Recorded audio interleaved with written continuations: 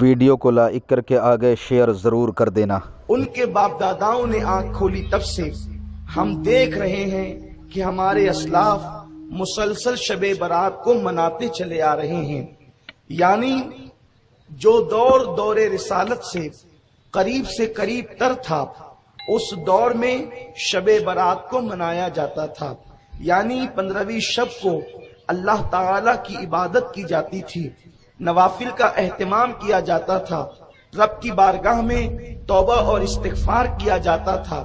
میرے پیارے آقا صلی اللہ علیہ وسلم کے پیارے دیوانوں، لیکن کم نصیبی یہ ہے کہ جیسے جیسے زمانہ، جیسے جیسے لوگ اللہ کے نبی صلی اللہ علیہ وسلم سے دور ہوتے جا رہے ہیں، آقا کریم کے زمانے سے زمانہ دور ہوتا جا رہا ہے، محرومیاں بڑھتی جا رہی ہے، اسلام سے تعلق کمزور سے کمزور تر ہوتا جا رہا ہے۔ اس درمیان میں شیطان نے ہمارے درمیان ایسے فتنے، فسق و فجور پیدا کر دیے کہ اب شکوک و شبہات پیدا ہو رہے ہیں۔ میرے پیارے آقا صلی اللہ علیہ وسلم کے پیارے دیوانوں، جہاں تک بات ہے کیا شب برات صحابہ کرام نے منائی، میں آپ سے عرض کروں گا بات یہی تو ہے۔ ہم نے دراصل حدیث کا مطالعہ نہیں کیا، احادیث پر نگاہیں ہماری نہیں ہے۔ اگر ہم قرآن اور حدیث کا بڑی باریک بینی کے ساتھ مطالعہ کریں گے تو پتہ چلے گا۔ آپ دیکھیں، ایک مثال کے ذریعے سے سمجھاتا ہوں کہ ایک مرتبہ اللہ کے نبی صلی اللہ علیہ وآلہ وسلم کی محفل میں ایک بدبو ظاہر ہوئی، ایک بھیانک بدبو ظاہر ہوئی۔ آقا کریم صلی اللہ علیہ وسلم کے صحابہ اس بدبو سے بے چین ہو گئے۔ سرکار ہو،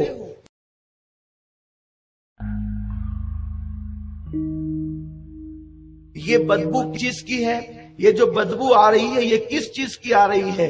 صحابہ نے عرض کیا اللہ جانے اور اس کا رسول جانے۔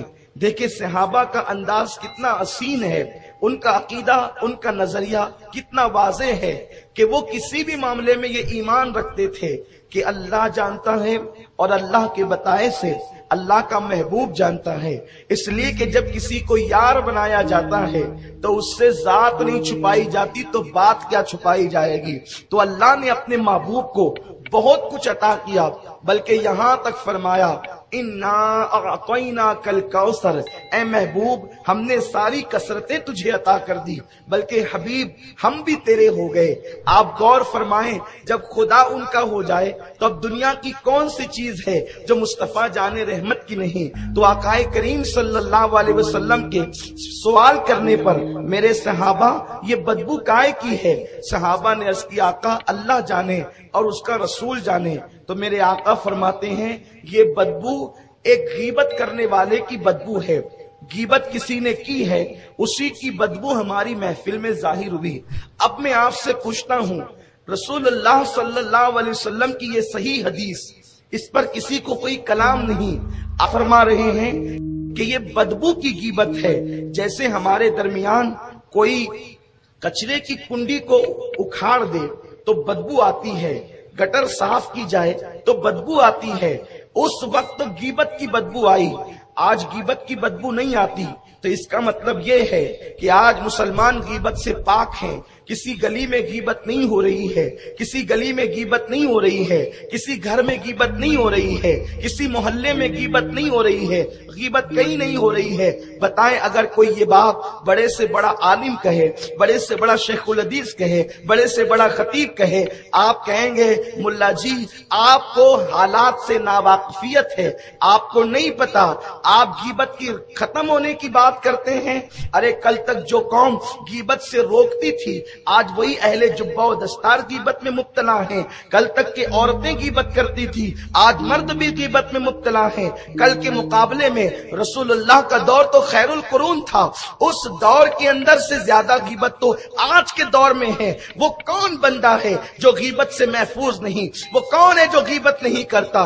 غیبت کی ڈیفینیشن اتنی ہے کہ کسی مومن کے پیٹ پیچھے اس کے بارے میں ایسی بات کریں کہ اگر آپ اس کے منہ پہ کرتے تو اس کے دل کو تکلیف پہنچتی، اسی کا نام غیبت ہے۔ میرے پیارے آقا علیہ السلام، اگر اچھا لگا ہو تو لائک کر کے آگے شیئر ضرور کر دینا۔ اللہ حافظ۔